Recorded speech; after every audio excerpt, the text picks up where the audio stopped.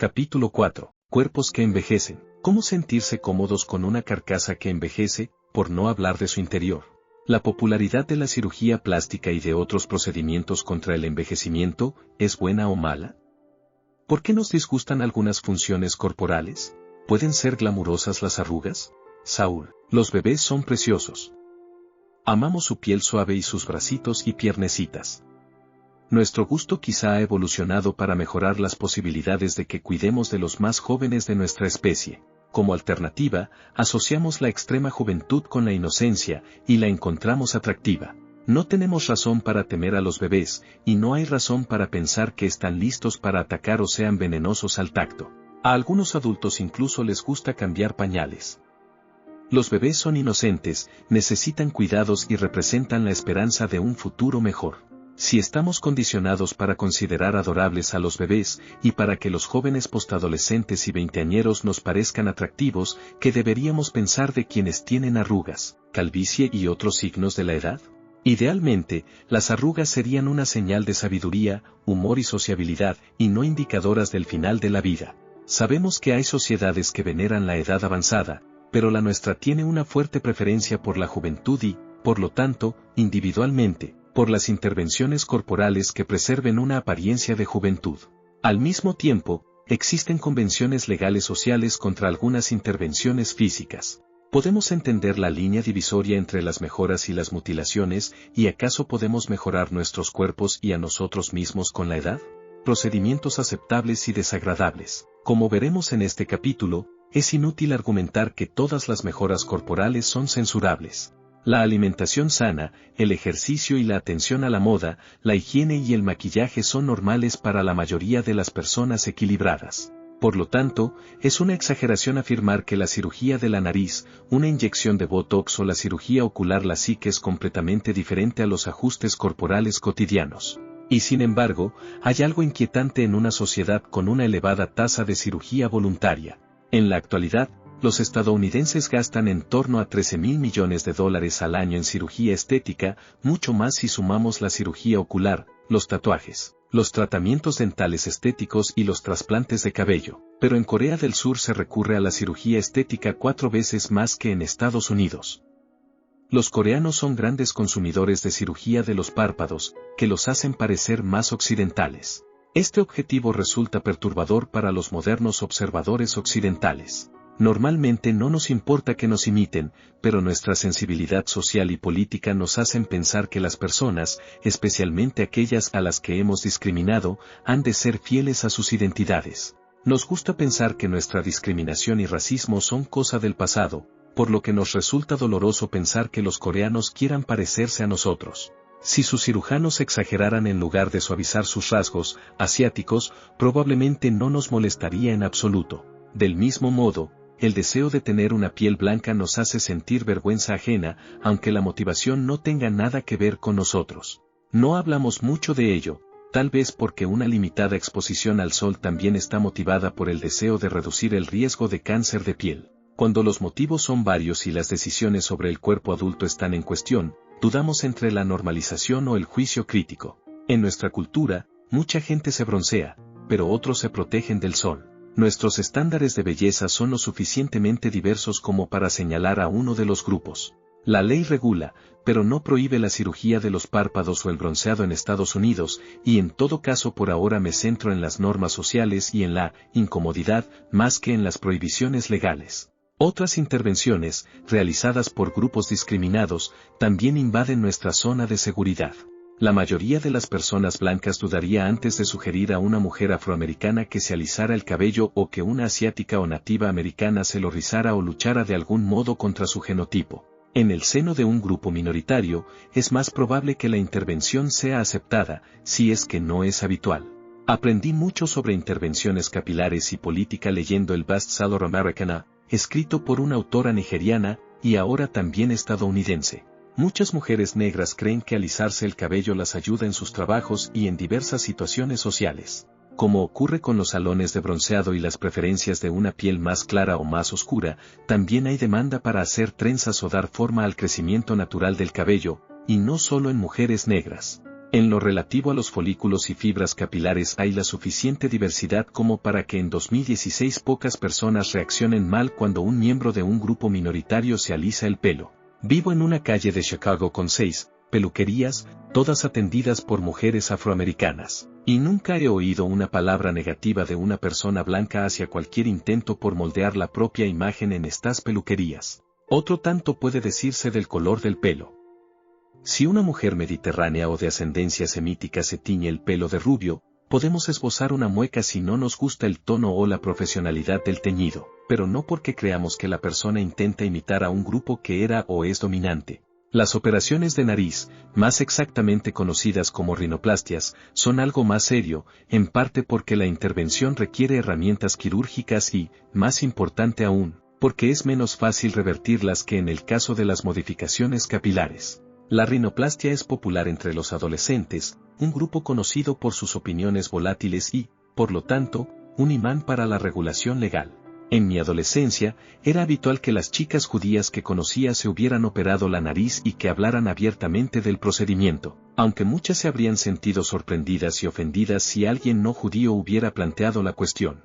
Confieso que el resultado casi siempre me parece más atractivo que la nariz original y natural. Retrospectivamente, la popularidad del procedimiento, especialmente en las comunidades judías ortodoxas, no deja de ser sorprendente, porque la ley judía no aprueba las alteraciones corporales estéticas, y algunas autoridades las prohíben a menos que sean necesarias para corregir anormalidades. El planteamiento más permisivo admite alteraciones para conseguir el bienestar psicológico. La contradicción continúa hasta hoy. La rinoplastia y el lifting son muy comunes en el mismo grupo demográfico que rechaza completamente los tatuajes como mutilaciones del cuerpo. Para ser justos, los tatuajes parecen violar una prohibición bíblica explícita, aunque hay debate respecto al sentido del versículo. Persiste la idea de que los seres humanos fueron hechos a imagen divina y no deberían ser alterados o mejorados. La rinoplastia entre los judíos puede haber ganado popularidad como un intento por asimilar o evitar los comentarios traumáticos en una época en la que las personas groseras podrían señalar su propia nariz para mostrar que un compañero de clase es judío. En la actualidad, la rinoplastia está ampliamente aceptada, pero es menos habitual de lo que era en una época en la que la gente trabajaba duro para escapar a su identidad étnica. El aumento de pecho y otras intervenciones quirúrgicas son, en la actualidad, mucho más comunes que la rinoplastia. Antes de centrarnos en procedimientos destinados a revertir los signos de la edad, consideremos esta teoría en 3 pasos, relativos a la aceptación de la intervención corporal. A. La ley y la convención social se muestran favorables a la hora de permitir a los adultos que se expresen a sí mismos tomando decisiones sobre su propio cuerpo. Se anima a los padres a tomar decisiones sobre sus hijos menores de edad, al menos cuando existe una necesidad médica u otra poderosa razón, pero es más probable que la ley ponga límites a los individuos cuando la intervención es irreversible. B. La opinión mayoritaria es muy poco propensa a decir a los grupos minoritarios qué han de hacer con sus cuerpos. Aunque si la minoría ha sido presionada para adaptarse a la cultura mayoritaria, esto puede generar incomodidad. C. La interferencia se permite o incluso se considera una cuestión de derechos humanos cuando el grupo minoritario impone alteraciones irreversibles a subgrupos o individuos sometidos. Permítanme empezar con el mejor ejemplo de la teoría recién esbozada y pasar luego a las intervenciones relacionadas con el envejecimiento. La circuncisión femenina suscita un profundo rechazo y se considera mutilación genital femenina. Naciones Unidas lo considera una violación de los derechos humanos, y está prohibida en Estados Unidos, Francia y Gran Bretaña. Se sigue practicando asiduamente en algunos países, menos en virtud de edictos religiosos que por normas culturales. Algunos antropólogos consideran que el rechazo a la mutilación genital femenina es colonialismo cultural, y a su vez son acusados de relativismo moral. Mientras tanto, la circuncisión masculina se sigue practicando, aunque el procedimiento ha declinado en Europa y Asia pese a las renovadas evidencias médicas a su favor. Las tasas de circuncisión siguen siendo especialmente altas entre musulmanes y judíos, para quienes tiene un gran significado religioso. El rechazo asimétrico a la circuncisión femenina puede reflejar no solo las arenas movedizas de la opinión médica sobre la circuncisión masculina, sino la ausencia de una ventaja médica conocida para la circuncisión femenina y la asociación, en el subconjunto de culturas que tradicionalmente han practicado la circuncisión femenina, entre esta y la represión sexual. En otras palabras, la circuncisión es irreversible, a diferencia de la mayoría de los piercings, que tienden, aunque no siempre, a curarse y cerrarse una vez quitamos la joya, y recelamos de las normas culturales que mutilan a las mujeres. Una larga historia de subyugación de las mujeres nos hace escépticos respecto a las aspiraciones culturales en favor de la circuncisión femenina. Las feministas tal vez no estén de acuerdo con los burkas o niqabs, cuyo uso impusieron los hombres, pero vestir una determinada prenda es una decisión reversible, dejando a un lado influencias psicológicas más profundas y la sugerencia de que la tradición evita el cáncer de piel. En cambio, si el grupo dominante, es decir, los hombres, en el curso de la historia, hacen perforaciones o circuncidan a sus nuevos miembros, sentimos una inclinación mucho menor a la hora de intervenir en favor de las víctimas. Los adultos que dan su consentimiento operan en un espacio cultural completamente diferente. La labioplastia y la vaginoplastia son procedimientos cada vez más habituales, y mi impresión es que la oposición feminista y cultural ha declinado. Los procedimientos tal vez se lleven a la práctica con los hombres en mente, pero quienes toman la decisión son personas adultas. En Europa y Estados Unidos existe un movimiento intactista que se opone a la circuncisión masculina, especialmente cuando se obliga a niños y menores que no pueden dar su consentimiento. Sin embargo, el hecho de que a tantas personas reflexivas les parezca aberrante la circuncisión femenina y no la masculina sugiere la diferencia crítica de que una se practica en un grupo que, al menos a ojos occidentales, ha sido gravemente constreñido y subyugado mediante prácticas diversas. Los piercings en las orejas, al menos en Estados Unidos, se ponen, o se regalan o celebran, especialmente en chicas, y por lo tanto sería sorprendente que una mutilación de este tipo no fuera contestada. Pero en general son reversibles, o como mucho dejan una pequeña cicatriz. Si eliminarlos fuera difícil, probablemente la ley exigiría que los niños esperaran la madurez, o la mayoría de edad, antes de ponérselos. Algunos estados se acercan. Por ejemplo, Wisconsin exige la aprobación de los padres y la presencia física para los piercings realizados a chicos y chicas de 16 o 17 años. Hasta los 15, los padres solo pueden dar su consentimiento para agujeros en las orejas. De un mismo modo, muchos estados prohíben los tatuajes en menores, aunque algunos los permiten con permiso de los padres. La cirugía de aumento de pecho y de cambio de sexo, así como terapias hormonales asociadas, tampoco están disponibles antes de la edad adulta, excepto en situaciones médicas excepcionales. En ambos ejemplos, podemos imaginar una gran oposición basándonos en la intuición de que la demanda de estas intervenciones podría estar alimentada por las preferencias o la presión de una sociedad dominada por los hombres.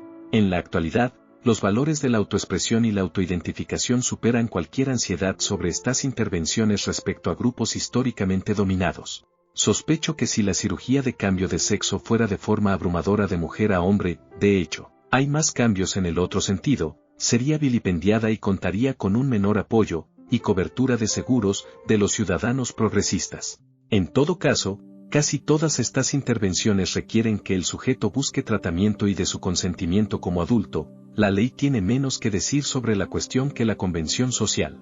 Cuando se implica la ley, normalmente se trata de una batalla política o legal respecto a la cobertura de los seguros más que al control sobre un cuerpo individual. La cirugía estética es rechazada en algunos círculos, pero en la mayoría de los casos la ley no interviene, a menos que sea irreversible y el paciente sea menor de edad. Incluso en esos casos, si el menor y su tutor están de acuerdo, las rinoplastias, algunos piercings y otros procedimientos son permisibles. Cuando la ley bloquea la decisión de la familia, suele deberse a cuestiones médicas, como el aumento de pecho antes de completar el desarrollo físico, o en un intento de reducir la presión que los adolescentes pueden llegar a ejercer sobre sus padres, como en el caso de los tatuajes o piercings menos convencionales. Envejecer, pero intentar parecer más joven. La rinoplastia y los piercings son procedimientos estéticos atractivos para muchos menores, y no son intervenciones que normalmente asociemos con la vejez. Sin embargo, el aumento de pecho, aunque inaccesible para las adolescentes, es muy común en mujeres entre los 20 y los 50 años. En la actualidad, los únicos procedimientos de cirugía estética habituales en las personas mayores de 65 años son los liftings, los estiramientos de cuello y la cirugía de párpados. Todos ellos se usan menos después de la mediana edad. Los procedimientos no quirúrgicos, como los inyectables, también descienden considerablemente cuando la gente supera los 70 años. No voy a afirmar que los septuagenarios son un grupo subyugado, y en todo caso el descenso sin duda se explica por una demanda reducida y no tanto por la intervención legal o una fuerte desaprobación social. Es posible que la demografía de la cirugía estética cambie, debido a que la generación que creó un boom en este negocio puede mantener estas preferencias y hábitos de gastos a medida que envejece. Es de esperar que cirujanos plásticos y empresas farmacéuticas ajusten sus prácticas a la demanda. Pero si la preferencia por intervenciones corporales en pro de una apariencia juvenil disminuye notablemente con la edad, de modo que muy pocas personas de 75 desean cambiarse la nariz o los pechos, podríamos llegar a la conclusión de que la gente simplemente se siente más cómoda en su propia piel, tal como son ahora. Un economista diría que estas inversiones son menos atractivas a medida que se envejece, porque por el mismo coste hay menos años para disfrutar de los beneficios del cambio. Sin embargo, este supuesto parece erróneo, porque la vejez puede crear una sensación de urgencia y porque muchos procedimientos estéticos requieren actualización, por lo que la vida útil de la inversión no es muy diferente para los jóvenes y para los viejos. Otros procedimientos pueden considerarse como intervenciones corporales anti-envejecimiento. La SIC y otras cirugías correctoras de la visión se aplican a partir de los 20 años de edad y su frecuencia desciende con la edad avanzada, en gran medida debido a que los problemas de visión en personas mayores dejan de responder a este tipo de cirugías. En todo caso, el deseo de ver mejor sin lentes correctoras solo tiene una conexión indirecta con la apariencia juvenil. La restauración del cabello, incluyendo el trasplante capilar, es un procedimiento anti-envejecimiento más obvio. Como ocurre con el aumento de pecho, el implante capilar es más popular en personas de 30 y 40 y tantos años, cuando la pérdida de cabello tiene un mayor impacto en la apariencia de los hombres. En todas estas áreas, aumento de pecho en las mujeres, trasplante de cabello en hombres y procedimientos dentales y oculares, la ley permite la decisión individual. Somos libres de hacer casi todo lo que queramos para mejorar nuestra presencia y, sí, parecer más jóvenes. El temor al fraude y al abuso que produce tanta regulación en los medicamentos contra el cáncer está prácticamente ausente en lo que respecta a la cirugía estética y contra el envejecimiento. La Food and Drug Administration vela por la seguridad, pero permite que los consumidores y sus doctores decidan qué es más eficaz. Si las personas en la franja de edad que va de los 60 a los 80 no empiezan a dominar el mercado de lifting y otras cirugías cosméticas, será porque han decidido renunciar a estas intervenciones. Se espera que políticos y artistas, tanto hombres como mujeres, luzcan un cutis radiante a los 60 y tantos. En algunas encuestas, un modesto porcentaje de seguidores dicen que no votarían a alguien con un lifting, pero es probable que muchos más sintieran una inclinación favorable hacia un candidato retocado. Aunque el gran aumento de la cirugía estética se centra en los jóvenes y adultos de mediana edad, también hay un inequívoco aumento entre los pacientes de más años. Este aumento puede asociarse a un mayor número de ancianos, al aumento de la riqueza y a una industria de la cirugía estética más agresiva. Hay médicos que desaconsejan el aumento de pecho en mujeres sanas de 80 años, como si la cirugía fuera más necesaria en alguien con la mitad de esa edad, pero la demografía y la economía garantizan un aumento de estas y otras cirugías para pacientes mayores. ¿Por qué la gente busca una apariencia más juvenil y luego deja de hacerlo? A alguien de 20 años esta pregunta le puede parecer absurda porque para ella es evidente que las personas mayores deberían renunciar a las sutilezas de la autopresentación. He preguntado a estudiantes universitarios qué aspecto creen que tendrán cuando tengan 3 o 4 veces su edad actual, y muchos no son capaces de imaginarlo, una buena respuesta, pero algunos se ponen serios y responden que por entonces estarán muertos, porque la vida no valdrá la pena, o una calamidad los habrá golpeado, para entonces. Casi nadie describe nuevas actividades y aventuras. Afortunadamente, las respuestas son mucho más positivas una vez que empiezan a trabajar, quizá porque les resulta más fácil imaginarse en la piel de sus jefes.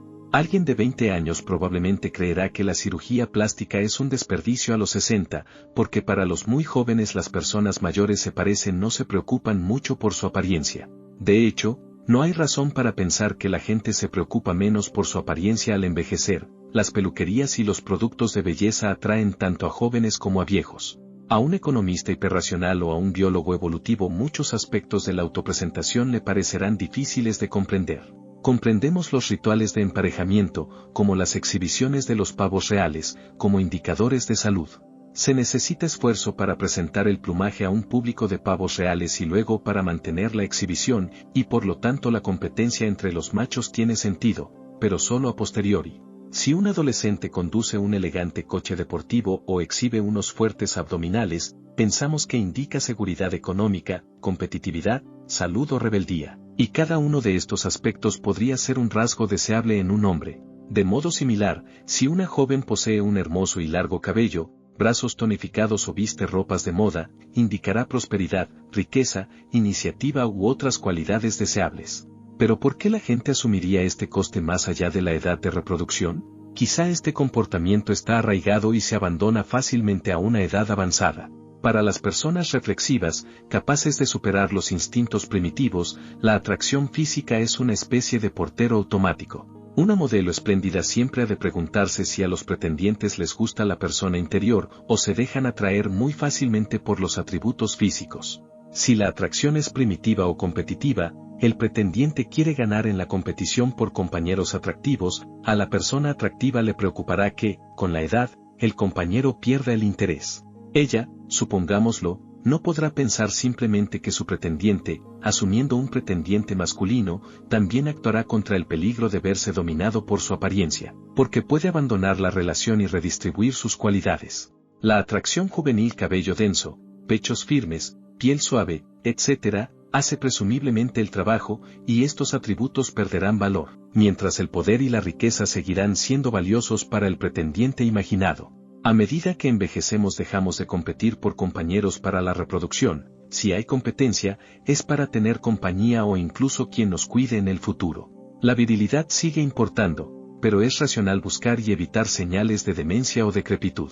Los procedimientos antienvejecimiento siguen siendo útiles como señal de salud, pero la movilidad y diversos hábitos de vida resultan cada vez más atractivos. Es fácil comprender por qué algunas cirugías plásticas declinan a partir de los 50 años, mientras se presta una gran atención al peinado, la higiene y la forma física. Esto llega a ser más importante que unos pechos turgentes o la lucha contra la calvicie, por citar un ejemplo para cada sexo. El cuidado del cabello es especialmente interesante porque podría indicar la capacidad de inclinación a cuidar de uno mismo, y ser un compañero solícito y no una carga. Jóvenes o viejas, en realidad pocas personas quieren ser definidas o emparejadas por su aspecto. Todos tenemos una realidad interior y, aun como cuestión práctica, nuestra apariencia cambiará con el tiempo. Al envejecer, esperamos que a nuestros amigos y a nuestros amantes no les haya gustado solo nuestra erosionada carcasa. La apariencia es un elemento importante para animar a alguien a conocerte, pero no es tu esencia. Una modelo espléndida probablemente debería ser más cauta antes de iniciar una relación, ha de asegurarse de que la otra persona tiene personalidad y valores. Sin embargo, en cualquier etapa de la vida, los procedimientos antienvejecimiento pueden entenderse como medios para estimular el contacto e iniciar el proceso de conocer a alguien. Una vez que alguien se ha autopresentado de cierta manera, es difícil poner a prueba una relación romántica degradando la propia apariencia, porque hacerlo puede parecer insultante o desconsiderado.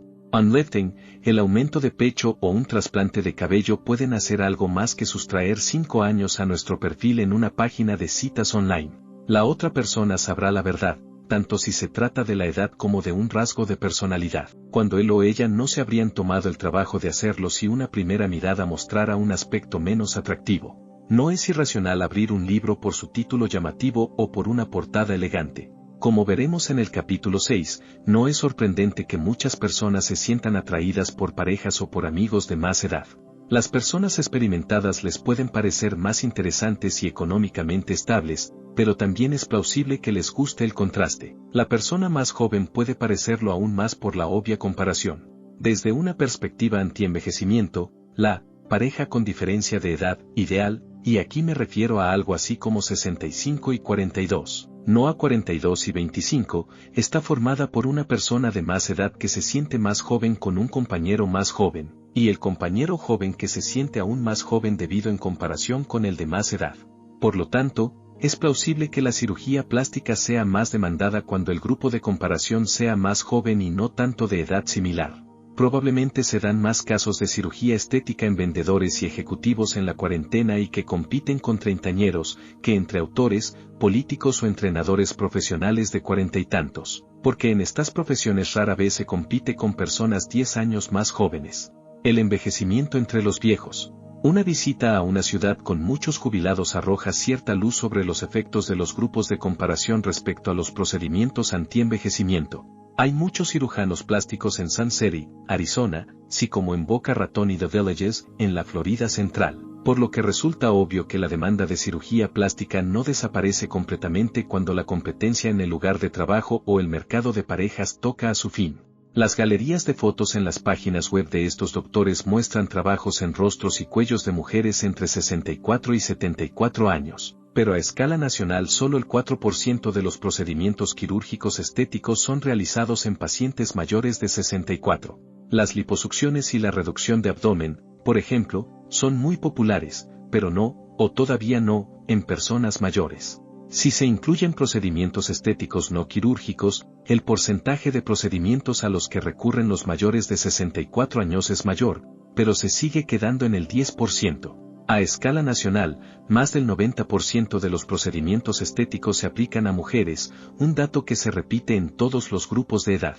Los lugares con un mayor número de cirujanos plásticos per cápita, entre ellos Beverly Hills, San Antonio, Miami, San Francisco y Atlanta, no tienen poblaciones desproporcionadamente envejecidas. De hecho, un par de estos enclaves sugiere que la demanda de cirugía plástica aumenta cuando la población circundante es joven. Debería añadir que las estadísticas del 4% y el 10% proceden de la Sociedad Americana de Cirujanos Plásticos y por lo tanto excluyen circuncisiones, no consideradas estéticas, piercings, 28% de hombres, tatuajes y la mayoría de las labioplastias y vaginoplastias. Es evidente que los procedimientos excluidos son especialmente poco frecuentes entre las personas mayores y de mediana edad, por lo que las personas mayores de 64 años constituyen una fracción muy pequeña de todos los pacientes que recurren a estos procedimientos estéticos invasivos.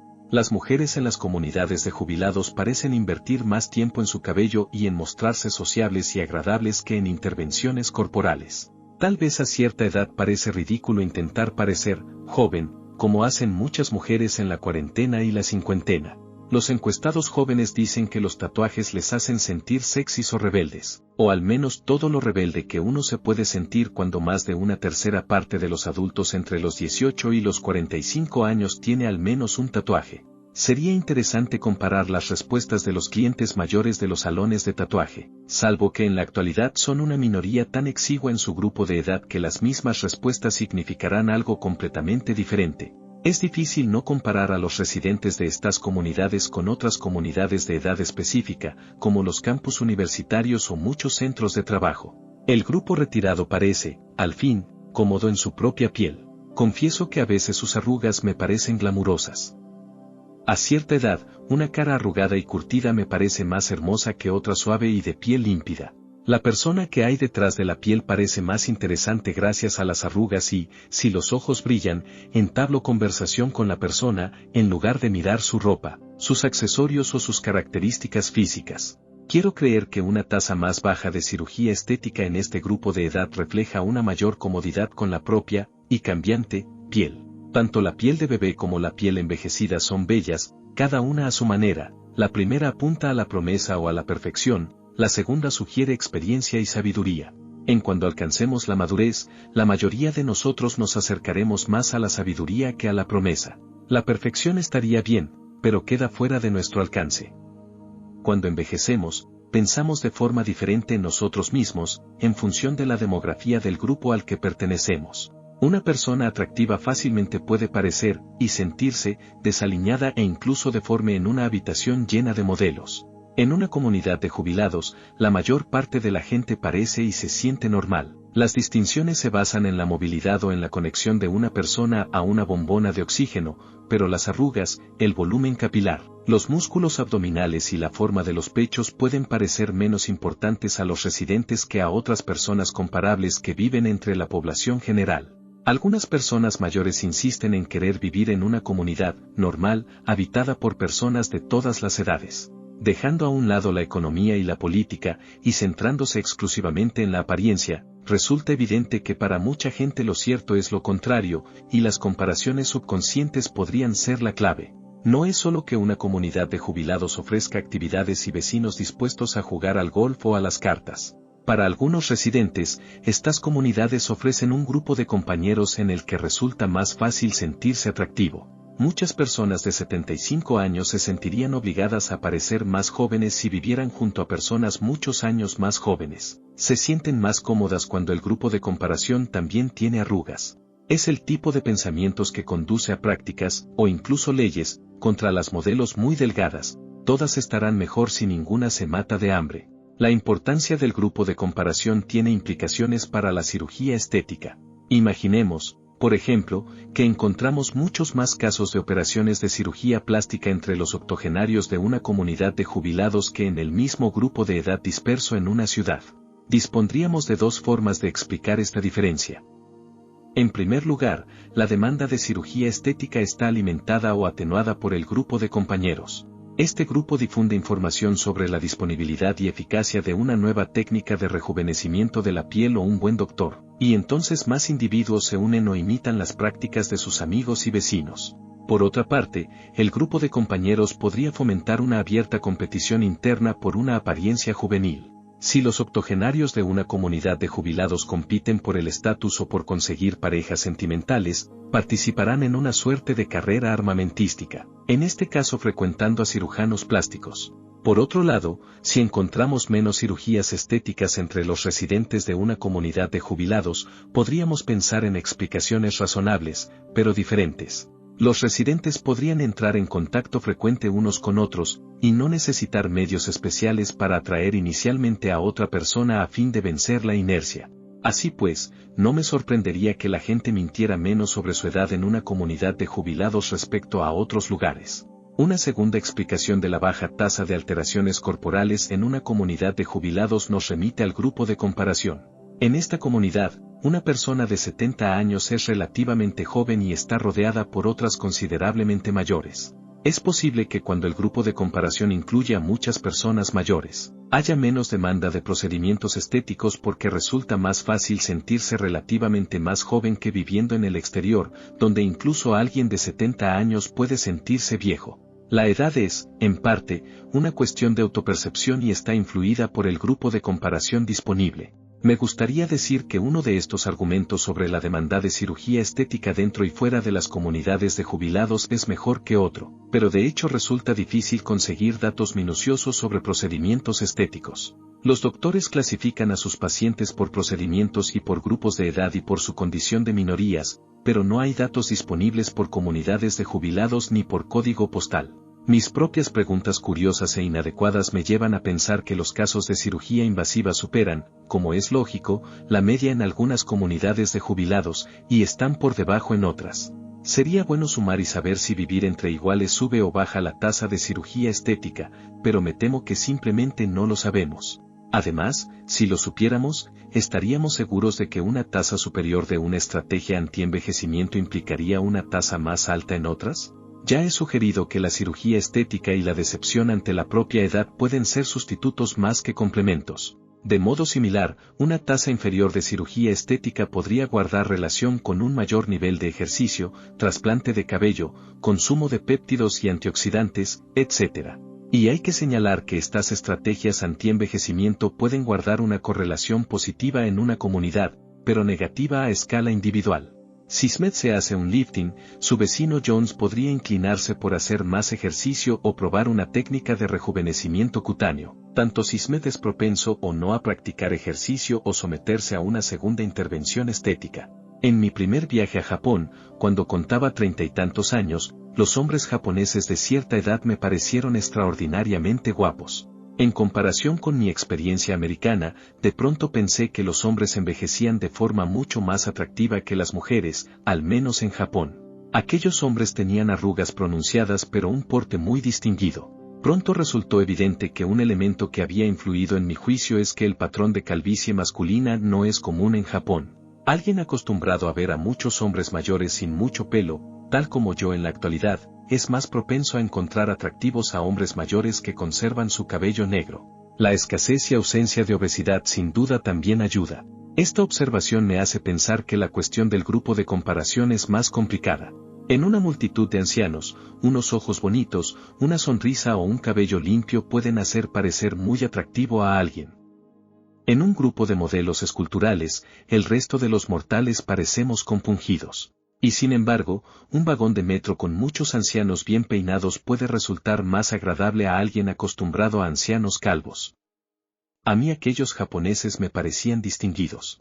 En el Bajo Manhattan, donde se reúnen los jóvenes, incluso alguien de 55 años puede parecer fuera de lugar, y el cerebro del observador detecta la rigidez, el pelo escaso y los audífonos. Pero en una habitación llena de adultos, en cuanto la mente se acostumbra a las diversas cualidades presentes en abundancia, las arrugas empiezan a parecer interesantes. Mi cerebro las interpreta como señales de profundidad o sabiduría. La misma lógica que induce a los trabajadores de mediana edad de Silicon Valley o Hollywood a recurrir a la cirugía plástica para parecer más jóvenes permitiría a las personas mayores rodeadas por sus contemporáneos a renunciar a estas intervenciones y sentirse cómodas siendo como son. No me gustaría exiliar a las arrugas glamurosas o que delatan sabiduría. Dudo que un sexagenario decida presentarse voluntariamente en una página web de citas como alguien más sabio utilizando una fotografía tomada para hacerle parecer más viejo en lugar de más joven. El falseamiento de la edad en las webs de citas es muy común, pero solo a la baja. La autopresentación es un asunto engañoso. Si una mujer de 62 afirma tener 47 y muestra imágenes tomadas 15 años antes, puede esperar que su cita se marche nada más verla en el restaurante elegido para quedar. La autopresentación aparece como deshonestidad, un rasgo indeseable, porque la mentira es demasiado grande. Por otro lado, si la misma persona dice ser 5 años más joven de lo que es, la decepción es aceptable e incluso habitual. La presentación es ambiciosa y parece querer decir, quería que te reunieras conmigo y juzgaras por ti mismo mi verdadera edad y mis cualidades. La gente no quiere ser retratada, al menos cuando el estereotipo es negativo, y por eso dejamos cierto espacio para la expresión creativa. Me pregunto si quienes se someten a cirugía estética tienen tendencia a minimizar su edad o quitarse años. En todo caso, espero que entiendan que sus pronunciadas arrugas son atractivas y que merece la pena conservarlas. Nuestros cuerpos, nuestras vidas, vejez, estigma y repugnancia. Marta. En los años 70, las mujeres solían hablar de la necesidad de amar sus propios cuerpos. Inspirándose en el libro Nuestros cuerpos, nuestras vidas, que definió a toda una generación, teníamos hijos sin anestesia, observábamos el cuello uterino con un espéculo y en general cultivábamos la idea de que nuestros propios cuerpos no eran viscosos, repugnantes y vergonzosos, sino dinámicos y maravillosos, y lo que es más importante, que éramos nosotras mismas. A medida que los integrantes de la generación del baby boom nos hacemos mayores, ¿qué ha pasado con todo ese amor y excitación? Me temo que nuestra generación permite que el asco y la vergüenza vuelvan a hacer presa en nosotras, a medida que se impone un nuevo conjunto de desafíos corporales. Durante una reciente colonoscopía rutinaria, vi mi apéndice.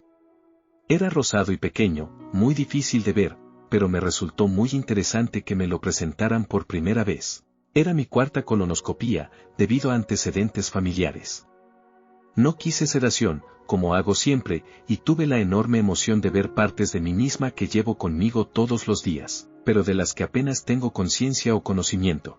Hablé con mi doctor de muchas cosas, entre ellas de varios jueces del Tribunal Supremo, los detalles de mi intervención y también de la cuestión de la sedación y la anestesia.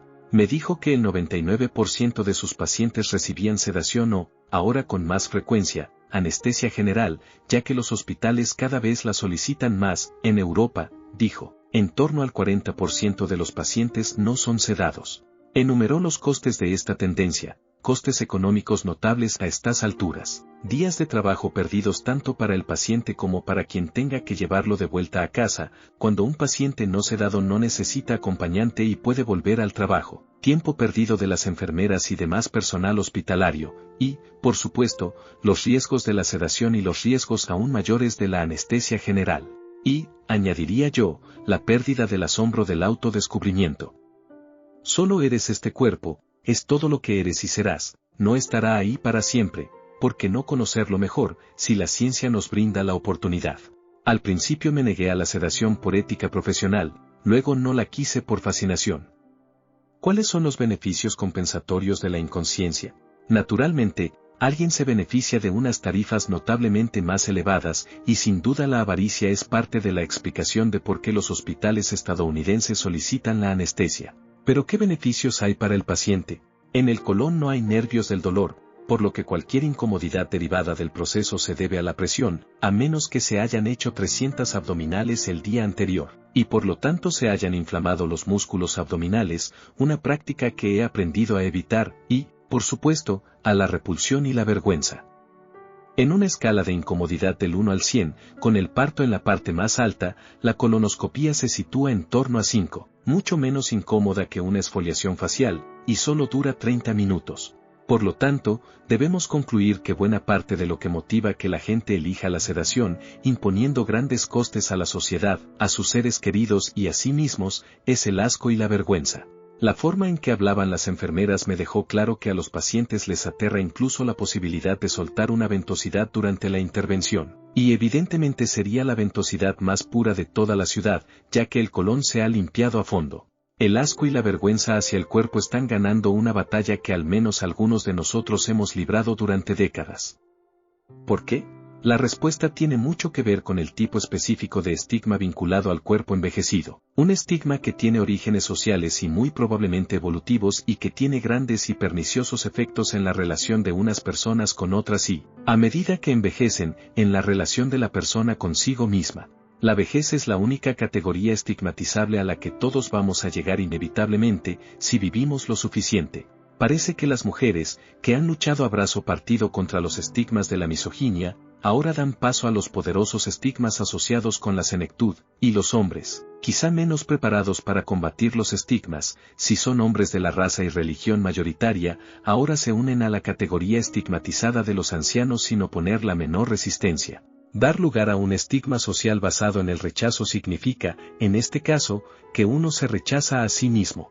Si otras formas de estigma se asocian poderosamente con la subordinación social a los demás, ¿acaso esta no es una forma muy intensa de subordinación socialmente infligida en la que participan, más o menos voluntariamente, los propios ancianos, subordinándose o excluyéndose a sí mismos? No parece que esto pueda ser muy bueno, al contrario, podría ser terriblemente malo. Por lo tanto, conviene hacer una pausa y reflexionar sobre lo que sabemos acerca del estigma asociado al cuerpo envejecido, sus orígenes, su relación y su diferencia con otros tipos de estigma, y qué es lo que en la actualidad sabemos respecto a sus poderosos efectos. Repugnancia primaria y proyectiva. ¿Qué es la repugnancia y por qué su rol social resulta perturbador? La emoción se ha sometido a una reciente e importante investigación de un equipo de psicología experimental norteamericano dirigido por Paul Rosin.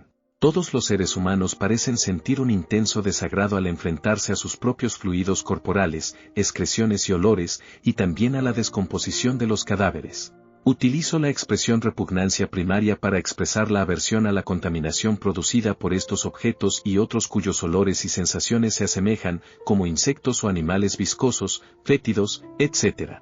Aunque no está presente en el nacimiento, la repugnancia primaria es culturalmente universal y probablemente se basa en tendencias heredadas. Aunque en algunos casos esta reacción de aversión protegerá a la gente de un peligro real, y tal vez este era su origen evolutivo, Rosin demuestra que su contenido cognitivo es muy diferente al del miedo. Tiene que ver con la contaminación, no con el peligro, es una reacción a la animalidad y a la descomposición del cuerpo humano. Y queda a un tiempo por encima y por debajo del peligro real. Muchas cosas peligrosas no son repugnantes. Pensemos en las setas venenosas y la gente siente repugnancia aun cuando están racionalmente convencidos de que no hay peligro, como ocurre con muchos experimentos realizados con cucarachas desinfectadas y otras criaturas que no son peligrosas, pero que provocan un intenso rechazo. Rosin llega a la conclusión de que con la repugnancia estamos rechazando algo que tiene que ver con nuestra propia animalidad. Aunque no es lo bastante específico en este punto, su investigación revela que no rechazamos todos los signos de nuestro parentesco con otros animales, los rasgos relacionados con la fuerza, la velocidad o la belleza, por ejemplo. Rechazamos todo lo asociado con la descomposición y la mortalidad, rechazamos nuestra propia pertenencia a la debilidad y vulnerabilidad animal, la animalidad mortal y la extinción. Aunque todo esto puede resultar inocuo, siempre es problemático fomentar este tipo de aversión a uno mismo. En todas las sociedades conocidas, sin embargo, la gente no se detiene ahí, y llegamos a lo que llamo repugnancia proyectiva. La gente pretende crear una zona de seguridad entre sí misma y su propia animalidad, identificando a un grupo, normalmente, una minoría sin poder, que puede ser considerado como casi animal y sobre el que se pueden proyectar diversas características animales, que poseen en el mismo grado que quienes realizan la proyección, mal olor, sexualidad animal, etc. La presunta idea parece ser, si esos humanos casi animales se interponen entre nosotros y nuestro propio hedor y decadencia, estaremos más lejos de la animalidad y la mortalidad. No hay sociedad en la que no encontremos subgrupos a los que se atribuya, irracionalmente, propiedades como fetidez, viscosidad, hipersexualidad y, en general, hiperanimalidad. Hay muchas formas de estigma de repugnancia. En el antisemitismo europeo, los judíos eran retratados como rastreros, malolientes e hipersexuales, pero también como taimados e inteligentes. Se los miraba con miedo y envidia, y también con repugnancia. Por contraste, los afroamericanos eran y por desgracia a veces siguen siendo considerados como hipersexuales y también malolientes, bestiales y estúpidos. Se los miraba con repugnancia y miedo físico, pero no con envidia. Una vez más, los afroamericanos han sido imaginados como físicamente poderosos y agresivos. Para las altas castas hindúes que observaban la intocabilidad, los intocables eran inmundos, débiles y no especialmente agresivos. En cuanto a la misoginia, las mujeres de diversas culturas han sido consideradas repugnantes, y sin embargo esa repugnancia se ha combinado frecuentemente con el deseo sexual y la excitación, de tal modo que incluso una autoridad como Sigmund Freud llegó a afirmar que la repugnancia era una parte inevitable de la excitación sexual. Sin duda, las feministas llevan razón al ver en esta repugnancia, tan extrañamente unida a la atracción, una clave de la negación de igualdad moral e intelectual basada en el género, y, sin embargo, la reacción de repugnancia no conduce a evitar la intimidad, sino más bien a una intimidad y una domesticidad caracterizadas por un intento neurótico por controlar la sexualidad femenina. No es que las mujeres no sean evitadas como agentes contaminantes, los tabúes sobre la menstruación en muchas culturas atestiguan el poder del estigma misógino. Y ese amable y sofisticado observador de la moral, Adam Smith, afirmó que a los hombres les gusta rechazar a las mujeres en cuanto el deseo sexual ha sido gratificado. Después de cenar, quitamos el mantel. El experto en leyes Ian Mellor está de acuerdo y aduce que esas reacciones masculinas son profundas y tenaces, y probablemente impiden la conquista de la igualdad de género. Pero este tipo de abstención es, por supuesto, plenamente compatible con compartir casa, comida y cama. Continuando con otro caso, en la homofobia contemporánea, los hombres gays también son imaginados como hipersexuales y repugnantes, y no sexualmente deseables por los hombres homófobos que tienen estas reacciones. El tipo violento de estigma de repugnancia asociado con la homosexualidad se dirige casi enteramente hacia hombres gays. Los actos lésbicos nunca fueron ilegales en Reino Unido, y en Estados Unidos el sexo lésbico rara vez ocupa un lugar central en la movilización política del odio. De hecho, el sexo lésbico suele parecer atractivo y excitante, no repugnante, a los hombres heterosexuales. La movilización de la repugnancia contra los hombres gays se concentra típicamente en el sexo anal, imaginando la mezcla de fluidos corporales como semen, heces y sangre. Estas diferencias entre los estigmas son importantes, y sin embargo hay una serie de fibras comunes a todos ellos. Un rompecabezas interesante es el de la clase social. A veces, el estigma de clase parece implicar una forma de repugnancia física. George Orwell afirma que las clases superiores siempre sentirán repugnancia por las condiciones de vida de las clases inferiores, citando, sin embargo, condiciones que son omnipresentes en los hogares británicos de cualquier clase social. Mellor llega a una conclusión similar, considerando un ejemplo de su propia interacción con un trabajador manual. Por otra parte, las relaciones de clase implican muchas diferencias racionales sobre política que no están exclusivamente mediadas por la repugnancia. Además, en naciones con una movilidad social razonable, la clase es un estatus temporal. Ahora empezamos a llegar al meollo de la cuestión, para nuestros propósitos actuales. Dos tipos de estigma de repugnancia son diferentes a los demás y curiosamente similares entre sí. La repugnancia hacia personas con discapacidades físicas y mentales se dirige hacia la debilidad y la incapacidad, probablemente considerada como un destino potencialmente abierto para todos nosotros. No se relaciona con ningún tipo de envidia ni con ningún tipo de miedo, salvo el miedo a llegar a ese estado. La repugnancia por los cuerpos de las personas ancianas, que a menudo también son miembros de la categoría de los discapacitados, presenta un aura similar. No hay envidia, no hay temor a un poder o inteligencia superior, ni siquiera el miedo a una sexualidad incontrolable o la propensión a la violación. Tan solo el horror ante la perspectiva de desintegrarnos y entrar, presuntamente, en decadencia, cerca de la muerte. En las personas, sin discapacidad, también hay alivio, aunque un alivio intranquilo, al observar los cuerpos de los discapacitados, son diferentes, y yo no soy así. Con los cuerpos ancianos no existe ese alivio. Por mucho que una persona más joven intente confinar a los ancianos en la otredad, en cierto nivel sabe que será así en el futuro, a menos que su destino sea, aún peor, una muerte prematura. La repugnancia proyectiva siempre conduce a evitar el contacto físico. El tipo y la magnitud varían.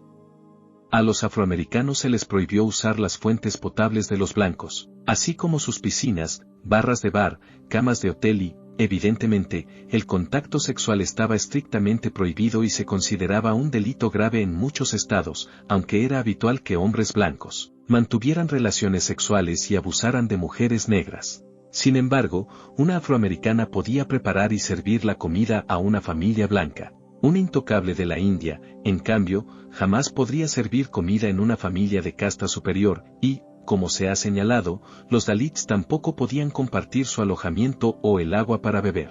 La irracionalidad delirante de estas ideas es enorme. Como en el caso de los hombres gays en Estados Unidos, dada la realidad del armario, no era posible imponer, de forma realista, la prohibición de restaurantes, alojamientos, fuentes o incluso piscinas compartidas. Pero sigue siendo frecuente que a los hombres heterosexuales los hombres gays les parezcan horripilantes y procuren evitar cualquier posible contacto físico con ellos. A menudo las mujeres han sido segregadas de la discusión y deliberación masculina. En cuanto a los niños con discapacidades físicas y mentales, es frecuente que se les haya negado el acceso a amplios espacios públicos y privados. Muchos han sido relegados a instituciones. Hasta hace poco, a la mayoría se le negaba el acceso a la educación integrada, la mayoría apenas podía acceder a espacios públicos, recreativos o utilitarios, autobuses, trenes, etc. El testimonio que llevó a la aprobación de la ley estadounidense sobre discapacidades demuestra que la justificación habitual ofrecida para explicar estas exclusiones era que a la gente normal le parecía molesto ver a personas discapacitadas. Repugnancia y cuerpo envejecido. La repugnancia proyectiva siempre atribuye, y a menudo inventa, características supuestamente contaminantes para quien experimenta el asco, que recuerdan una naturaleza animal que no se ha aceptado. ¿Qué tiene de especial el prejuicio contra los cuerpos envejecidos? En primer lugar, la disminución del contacto parece estar menos mediada por la cultura que en la mayoría de los otros casos. El estigma vinculado a las arrugas, a la piel flácida y a otras señales de la edad parece ser culturalmente universal en cierta forma, y los niños que aún no han aprendido a hablar ya muestran una tendencia a elegir a una persona más joven en lugar de a una mayor. Parece plausible que la aversión a los cuerpos que envejecen se base en una tendencia evolutiva relacionada con la aptitud reproductiva. Aunque la repugnancia de los niños no sea completamente innata y obtenga muchas indicaciones de la cultura circundante, al menos en parte parece basarse en tendencias innatas. En segundo lugar, el estigma encierra una parte de verdad y no es una completa fantasía. Los ancianos están más cerca de la muerte que las personas más jóvenes, y al menos algunas de las características estigmatizadoras, piel flácida, manchas provocadas por la edad, arrugas, son señales ciertas de su cercanía, aunque se exacerban por la falta de ejercicio y cuidados.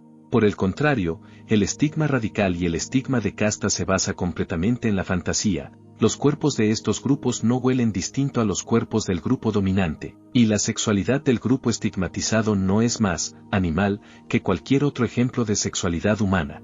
Esto no quiere decir que todos los aspectos del estigma de edad se basen en la verdad. Se considera que los ancianos son menos competentes en todos los parámetros y que son incapaces de comprender un habla normal, razón que explica por qué el personal médico suele recurrir a un tono de voz alto, lento y muy articulado cuando se dirige a ellos. Al igual que las personas que usan una silla de ruedas, a quienes con frecuencia se les habla como si fueran niños aunque no padezcan ninguna discapacidad psíquica. Se asume que las personas mayores son menos competentes en su conjunto y en todos los aspectos de la vida, sin evaluar las capacidades del individuo. Y esto, sin duda alguna, es un error. Por lo tanto, hay una mezcla de verdad y fantasía, y la verdad a media se alimenta de fantasía. En tercer lugar, desde muy pronto, el estigma se asocia a la sensación de que será inevitable entrar a formar parte del grupo estigmatizado si se vive lo suficiente. Es el único grupo externo al que todos y cada uno de los miembros del grupo interno de los jóvenes llegarán inevitablemente si viven lo suficiente. Este futuro, aunque distante, modula la relación desde el principio. A medida que el tiempo avanza, deja de ser una proyección y se convierte en una autoidentificación plena o parcial. La autoidentificación suele estar mezclada con incertidumbre y con un vago temor. A diferencia del progreso de la infancia, que aunque no es plenamente uniforme es lo bastante uniforme como para establecer generalizaciones relacionadas con la edad y reglas claras que otorgan cierto sentido, el progreso del envejecimiento es increíblemente variable entre individuos y muy diferente en lo que atañe a los diversos aspectos de la vida humana. Una persona puede conservar su agudeza mental con una o más discapacidades físicas. Otra puede tener dificultades para correr mientras conserva intacta su capacidad para tocar el piano o, como señalé del Catón de Cicerón, dar discursos públicos. Incluso la mente es plural. Hay quien puede tener problemas para recordar los nombres y no experimentar dificultad alguna para hablar de política o cultura. Por lo tanto, la ansiedad generada por la idea de que el estigma se aplique a nosotros se ramifica hasta alcanzar la rica pluralidad de ámbitos vitales, como la vida incluye tantas actividades. Muchas fuentes de ansiedad metafóricas y literales se debilitan y se extinguen. En pocas palabras, en cierto nivel la repugnancia es siempre repugnancia hacia sí mismo, ya que cada cual percibe la animalidad en los otros y la rechaza para sí. Pero con el envejecimiento la verdad es la protagonista, uno teme por sí mismo. El estigma aprendido en una fase temprana de la vida y aplicado a los demás poco a poco se convierte en autoestigma y autoexclusión, cuando el propio cuerpo envejecido es considerado una fuente de decadencia y de muerte futura, por uno mismo y también por los demás. Ahora podemos comprender por qué una colonoscopía es una experiencia potencialmente significativa. Normalmente se realizan por primera vez en torno a los 50 años, cuando la persona empieza la larga tarea de autoidentificación de la repugnancia proyectiva. Su contenido son las heces y la descomposición, y por lo tanto se convierte en un símbolo accesible de todo el estigma. El cuerpo anciano desprende mal olor y aparece deteriorado, como un montón de heces. Solo es un animal, no un ser trascendental. ¿Y qué tipo de animal? Un animal horrible, fétido y asqueroso. Es mucho mejor ser anestesiado y evitar la confrontación directa con uno mismo. Prejuicio y estigma, investigación contemporánea. Es el momento de dar un paso atrás y recopilar lo que la investigación ha demostrado hasta ahora. La investigación afirma constantemente que hay que investigar más, por lo que todos estos descubrimientos han de considerarse como provisionales. Sin embargo, muchos hallazgos parecen razonablemente sólidos. En primer lugar, los estereotipos sobre las personas mayores son en parte explícitos y en parte implícitos. Como en otras áreas de la investigación sobre los prejuicios, resulta evidente que el prejuicio contra la vejez opera poderosamente en un nivel no consciente, ya que indicadores asociados con la ancianidad, palabras como viejo o mayor, suscitan reacciones negativas incluso cuando el sujeto no es consciente de tener ese prejuicio. El prejuicio implícito hacia los ancianos probablemente se basa en un aprendizaje durante la infancia, profundamente interiorizado, será, por lo tanto, difícil de erradicar. El estereotipo implica reacciones desagradables hacia los cuerpos viejos en sí mismos, pero también contiene creencias más específicas. Una de ellas es que los ancianos tienen una memoria y una capacidad cognitiva menguadas. Por lo tanto, los mismos errores y olvidos se atribuyen a la fragilidad humana normal si los comete una persona más joven que cuando quien incurre en ellos es alguien mayor. De manera similar, los mismos problemas físicos que se atribuyen a enfermedades tratables en personas más jóvenes se atribuyen a efectos inevitables del envejecimiento cuando el paciente es mayor. Como estos estereotipos relativos a la fatalidad han reinado durante largo tiempo, en realidad no sabemos cuál es el nivel de salud de las personas en diversas edades y en una amplia gama de ámbitos de rendimiento. La ignorancia fomenta los estereotipos sobre los demás y a veces sobre uno mismo. Aun cuando el estereotipo contiene un elemento positivo, a menudo este oculta algo negativo. Por ejemplo, el estereotipo positivo de un hombre mayor subraya la sabiduría, no la destreza o la capacidad analítica, o el desafío subversivo a las normas existentes. Y a las mujeres se les niega incluso la sabiduría. El estereotipo femenino positivo es el de la abuela perfecta, que probablemente connota una conducta servil. Nada que tenga que ver con la excelencia profesional o con ideas innovadoras. Y como resulta fácil de prever, la influencia del prejuicio explícito e implícito tiene un efecto real en la conducta. En lo que respecta a la salud, Los estereotipos impiden a las personas mayores buscar remedio a enfermedades y achaques tratables. Si lo buscan, no encuentran lo que necesitan. Si el personal médico, influido por los estereotipos, cree que ese estado es atribuible al envejecimiento normal.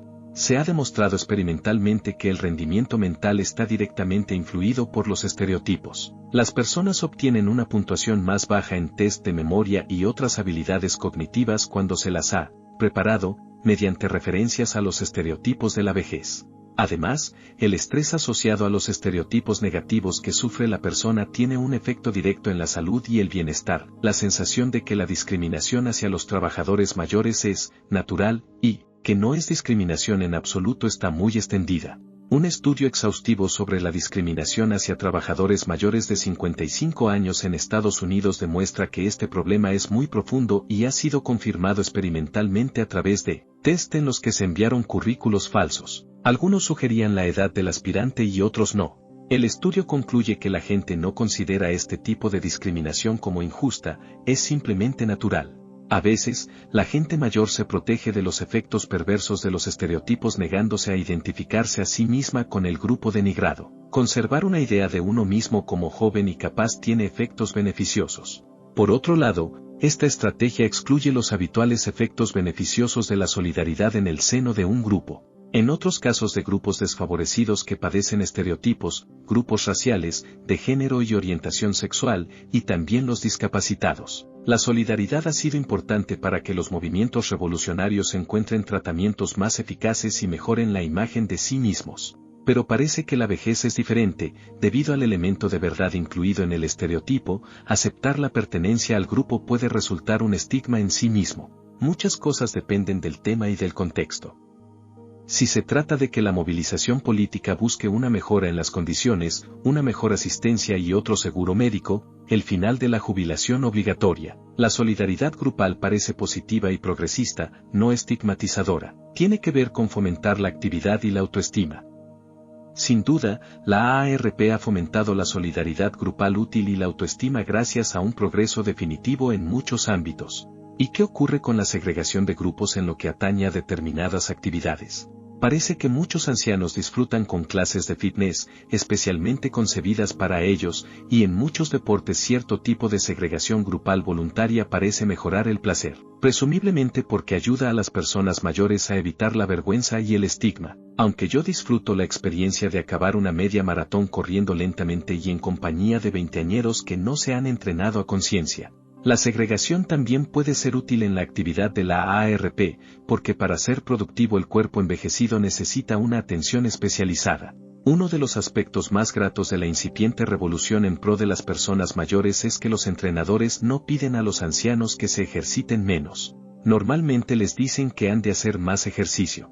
Así, cuando padezco una lesión típica de corredores, ya sea una torcedura de tendón o una tendinitis, recibo terapia específica para ese problema, pero también me dicen, con firmeza, que debería hacer más ejercicios abdominales y para los tendones de los pies, que antes no requerían una atención tan específica.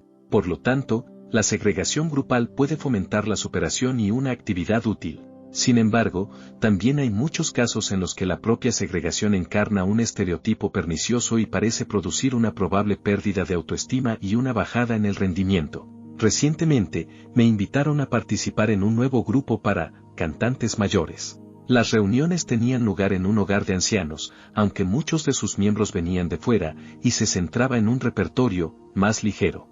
Sin duda, esto es una mala idea. Aunque disponer de un grupo coral para cantantes sin formación o menos serios es una idea más interesante. Cantar es una actividad divertida que no tiene límite de edad y los ingredientes principales son la formación, la práctica y la destreza básica. Evidentemente, en el nivel profesional más alto hay un probable límite para el rendimiento más excelente. Pero el canto coral de alto nivel no incluye límite de edad, ya que en gran medida se basa en la destreza técnica, lectura de partituras, seguimiento del tono, aprendizaje musical y buen gusto. Y si alguien no está seguro de cantar con un vibrato demasiado amplio, alguien de 70 puede unirse alegremente a los veinteañeros. Existen otros muchos contextos en los que la segregación por edad resultaría estigmatizadora. ¿Un taller para ancianos profesores de derecho? ¿Conciertos de música y ópera para públicos mayores? Bueno, Muchos de ellos acaban así debido a la falta de entusiasmo entre públicos nuevos y más jóvenes, pero es un problema diferente. Votar por grupos de edad, con diferentes representantes políticos en función de cada grupo. Sin duda, las democracias modernas son lo suficientemente sensatas como para evitar ese tipo de segregación grupal. Un contexto especialmente vulnerable a la segregación estigmatizadora es el de la amistad. Las familias tienen la ventaja de fomentar el contacto constante entre las generaciones. Sin embargo, este contacto no siempre es benigno, puede reforzar el estereotipo de la abuela acogedora, del patriarca sabio, en lugar de fomentar la atención a las capacidades y actividades predilectas del individuo. Las personas mayores cuyo único contexto para desarrollar la amistad es la familia son vulnerables a la limitación de su rol social percibido. Las amistades en el trabajo son más prometedoras. Otra razón para oponerse a la jubilación obligatoria es que priva a personas mayores activas de una amistad constante con personas de otras edades, arrojándolos a la senda estigmatizada de los retirados o los eméritos. Elegir amigos de diferentes edades es un antídoto contra la complacencia, mantiene a la persona abierta a desafíos de diversa índole y evita la segregación estigmatizadora y autoestigmatizadora. El cuidado del yo. La cirugía estética y los procedimientos estéticos no quirúrgicos, como el botox, el relleno y la exfoliación facial, son formas mediante las cuales las personas mayores intentan evitar el estigma. Por supuesto, la obsesión con estas técnicas, especialmente entre las mujeres, no se limita a las personas mayores. Mujeres de todas las edades, y un número inferior de hombres, se someten a liposucciones, reducción de abdomen, cirugía estética de la nariz, etc. Algunos de estos procedimientos tienen como objetivo contrarrestar otros estereotipos. Las operaciones de nariz en mujeres judías jóvenes tienen la finalidad de acercarse a la norma de belleza, y el lifting de ojos en Corea, casi obligatorio en las estudiantes de secundaria, pretende crear una abertura ocular occidental. En líneas generales, Corea parece ser la capital mundial de la cirugía estética. 1 de cada 5 mujeres en Corea se ha sometido a este tipo de cirugía, en comparación a 1 de cada 20 mujeres en Estados Unidos. Esto implica una proporción mucho más alta en grupos acomodados. Y la cirugía empieza a edades muy jóvenes. Muchas mujeres se han sometido a múltiples procedimientos antes de licenciarse en la universidad. Algunos procedimientos estéticos que la gente elige están médicamente indicados. Corregir un labio leporino estaría en un extremo de este espectro. La cirugía para la reducción del pecho o una reducción de abdomen si se ha tenido un parto múltiple se sitúan en el medio. Parecen algo muy diferente a los tratamientos puramente orientados hacia la belleza. Sin embargo, muchos procedimientos carecen de ventajas médicas o para la salud. Entre estos, muchos están destinados a conformarse a un estándar de belleza femenina, fundamentalmente masculino. Como parte de la norma de la belleza femenina y, en menor medida, de la belleza masculina, incluye conformarse a un ideal de juventud. Se suele recurrir a los procedimientos estéticos cuando la edad empieza a notarse. La búsqueda de una belleza juvenil a través de la cirugía y otros procedimientos estéticos pueden convertirse en una virtual obsesión. ¿Qué tendríamos que pensar de todo esto? Becca Levy habla despectivamente del Botox como de un intento fútil y extremadamente efímero de evitar la autoestigmatización. No parece conocer muy bien sus méritos. Una de las dificultades de los juicios en tercera persona es que se tienden a reconocer exclusivamente aquellos casos cuyo resultado es nefasto. Inyecciones de Botox que inmovilizan todo el rostro, liftings que crean una abominable y tensa máscara facial. Por lo tanto, lo primero que habría que hacer antes de juzgar es examinar una amplia gama de casos reales, incluyendo especialmente aquellos que eluden la detección y dejan a la persona con su apariencia de siempre. De hecho, estos son los casos que realmente demuestran el potencial de las técnicas estéticas. Deberíamos juzgar a partir de los mejores ejemplos, no de los peores. Al margen de esto, tendríamos que evitar la tendencia a revestirlo, natural, de un aura romántica. Todos nosotros modificamos nuestro cuerpo de muchas formas, mediante el ejercicio, las dietas, la ropa, el peinado, el cuidado de los dientes, la higiene, la depilación de piernas y axilas, y mucho más. La vida humana es, en sí misma, antinatural, un esfuerzo constante por no ser aquello que seríamos si no hiciéramos nada para mejorar nuestros cuerpos. Por lo tanto, es estúpido vetar todos los procedimientos estéticos simplemente porque son antinaturales. De hecho, creo que esa respuesta ya implica el estigma. Está bien que las treintañeras se tiñan o carden el pelo, pero las mujeres mayores deberían resignarse a lo inevitable. Tonterías. La mayor parte de la gente acepta el peinado y el tinte a todas las edades, y no ponen objeciones a las fundas dentales, aunque estas cosas supongan un rejuvenecimiento de la persona, en cierto modo, ya que se parecen a sí mismos, y solo les parecen, jóvenes, a quienes han interiorizado el estereotipo de que todos los ancianos tienen dientes horribles y amarillentos y cabello gris. De hecho, el sospechoso estereotipo del anciano horrible, maloliente y repugnante surge visiblemente en la condena reprobadora a los procedimientos estéticos. ¿Por qué no limitarse a capitular ante la marcha del tiempo y tener un aspecto terrible, como sabemos que somos en realidad, bajo el barniz de la ropa bonita, el ejercicio físico y el cuidado del rostro? No deberíamos ceder a estos consejos estigmatizadores. Así pues, la gente debe fijar su rumbo entre la escila de la deferencia excesiva a la naturaleza y el caritis de la obsesión por huir de la edad. Deberíamos empezar preguntándonos por qué la obsesión coreana parece excesiva. Surgen dos respuestas. En primer lugar, muchos procedimientos estéticos revelan una desagradable forma de odio nacional a sí mismos y una obsesión por los estándares occidentales y específicamente estadounidenses. Ojos occidentales, barbillas puntiagudas y rostros ovalados en lugar de redondeados. En segundo lugar, las mujeres se someten a muchas intervenciones porque creen, con razón, que serán socialmente evaluadas, incluso en el trabajo, solo o fundamentalmente por su grado de conformidad con una norma rígida de belleza, y no por otros rasgos como la inteligencia o su personalidad. Plegarse a normas que borran parte de uno mismo y expresan estereotipos nefastos sobre las destrezas y capacidades de las mujeres no es muy saludable. Después de ese extremo, ¿a dónde vamos?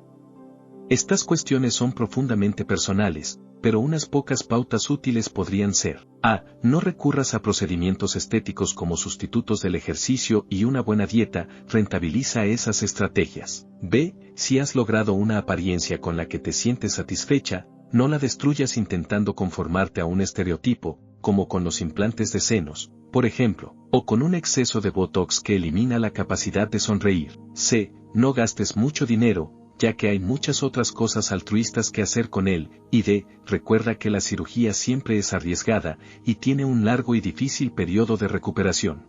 En cuanto a mí, es algo impensable, ya que no hacer ejercicio o no cantar durante 6 semanas sería una tortura.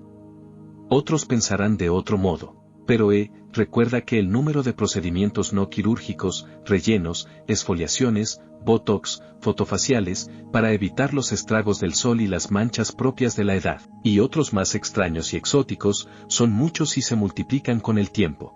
En estos casos no hay periodo de recuperación y no son muy caros. En mi opinión, no hay nada malo en querer tener mejor aspecto, es lo que todos hacemos todos los días. Y estamos hablando de mejorar la apariencia, no de parecer más jóvenes. En la naturaleza no hay un modelo para una mujer de 68 años, y si lo hay, entre nuestros ancestros neolíticos, no es alguien que nadie quisiera ser. Así que siempre deberíamos recordar que, más joven, siempre plantea la cuestión, ¿más joven respecto a qué? ¿Más joven de lo que parecía hace 2 semanas? ¿Más joven de lo que debería parecer una mujer de 68 años?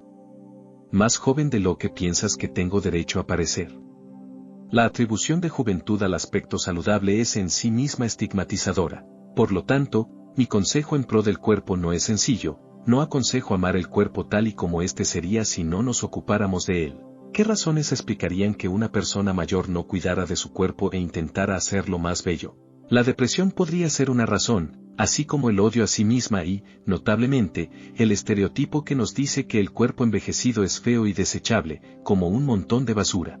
En comparación a eso, me someteré a procedimientos estéticos cualquier día. Rebelarse contra el estigma. El estigma asociado al cuerpo envejecido es real, y tiene efectos reales y nocivos, por mucho que las sociedades modernas intenten racionalizarlo como natural. Este tipo de naturalización de la desigualdad es muy conocido históricamente. Fue el objetivo del movimiento contra el feudalismo, el movimiento por la justicia racias, el movimiento por la igualdad de las mujeres, el movimiento por la igualdad lésbica, gay y transgénero, el movimiento por los derechos de los discapacitados. La edad es la nueva frontera, y todos debemos unirnos para oponernos a este tipo de discriminación inmoral y, en muchas naciones, ilegal.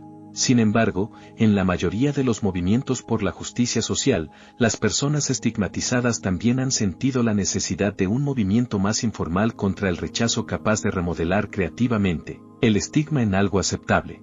El movimiento formal por los derechos civiles vino acompañado del eslogan, "Lo negro es bello", y de un amplio movimiento social en torno a esa idea. El movimiento feminista de mi juventud inventó el eslogan, "Nuestros cuerpos, nuestras vidas", y dio forma a la reivindicación del cuerpo femenino como un lugar de curiosidad y amor, y no de estigma y repugnancia. Hay muchas razones para pensar que la gente mayor necesita, además de la encomiable tarea de la AARP, un movimiento similar al Nuestros Cuerpos feminista, un movimiento contra el odio a sí misma. Siguiendo mi argumento, convendría imaginar este movimiento como algo integrador más que como autoexcluyente, pues, después de todo, el estigma contra la edad está alojado en todos nosotros, independientemente de la edad. Hay poca esperanza de limitar su perniciosa influencia a menos que empecemos con los jóvenes. En su núcleo esencial, el estigma tiene que ver con nuestra materialidad y nuestra mortalidad, por lo que en última instancia tendremos que cambiar de actitud hacia el cuerpo a fin de contrarrestar eficazmente el estigma. El movimiento Nuestros Cuerpos se centró parcialmente en la autonomía. Dijimos que no permitiríamos que los doctores se hicieran cargo de nuestros cuerpos y extrajeran los bebés, estaríamos despiertas y activas y daríamos a luz por nuestros propios medios.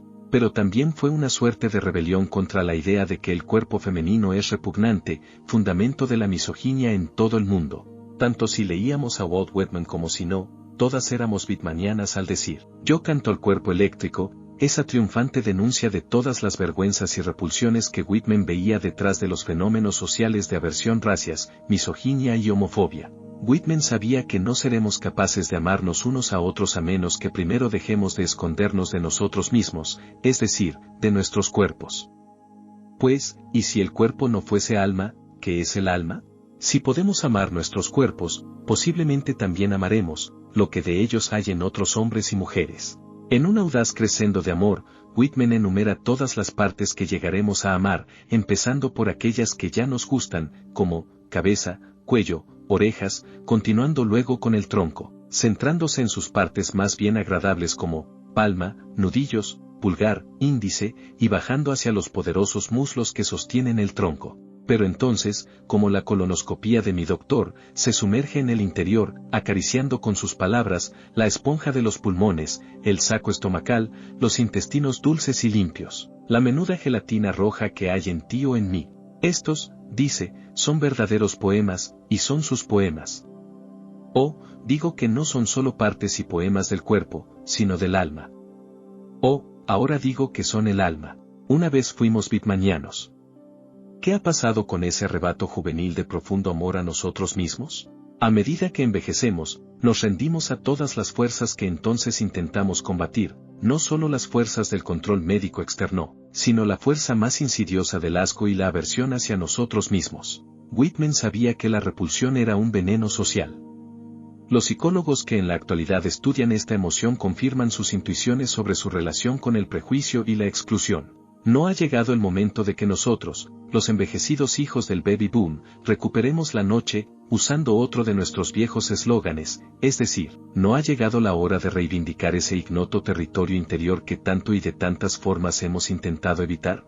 Si el contenido de este audio fue de tu utilidad, te invito a que me regales un me gusta y suscríbete al canal para que disfrutes de más información que nos permita aprovechar al máximo el poco tiempo que tenemos para obtener sabiduría y filosofías que nos sean de un gran apoyo para mejorar nuestra vida. Reproduce el audio cuando te encuentres atorado en el tráfico, al realizar actividades del hogar, si te encuentras en algún vuelo, en sala de espera en algún lugar o simplemente si haces una caminata al aire libre. Siempre es bueno encontrar medios que nos permitan tener oportunidad de aprender y mejorar como seres humanos. Sé audaz y aprovecha al máximo la oportunidad que tenemos de estar en este mundo y no olvides, carpe diem, tempus fugit.